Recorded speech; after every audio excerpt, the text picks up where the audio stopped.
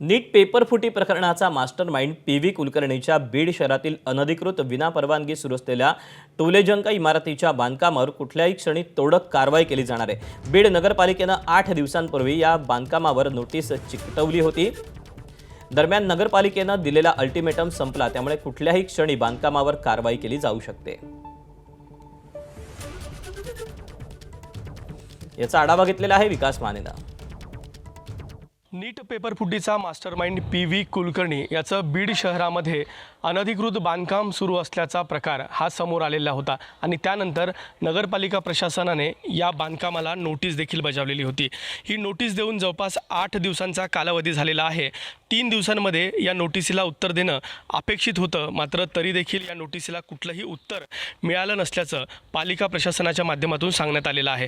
तर दुसरीकडे ज्या ठिकाणी हे बांधकाम सुरू होतं त्याच बांधकामावरील साहित्य जे आहे ते संबंधित व्यक्तींच्या माध्यमातून काढण्यात आलेलं आहे। जवळपास 5 जणांच्या माध्यमातून या ठिकाणी हे टोलेजंग असं बांधकाम सुरू होतं आणि त्यामध्ये 20% सहभाग हा पी.व्ही. कुलकर्णीचा देखील होता आणि या ठिकाणी काही सदनिका या त्याला देखील मिळणार होत्या। त्यानंतर नीट घोटाळ्यात त्याचा सहभाग आढळल्याच्या नंतर हे बांधकाम जे आहे ते समोर आलेलं होतं आणि पालिका प्रशासनाने याची गंभीर दखल देखील घेतलेली आहे।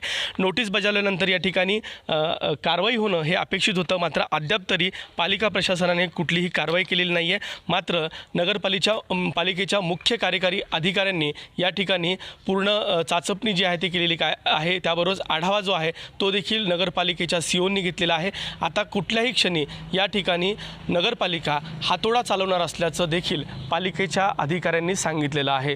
कॅमेरामन प्रमोद जोशीसह विकास माने, ABP माझा, बीड।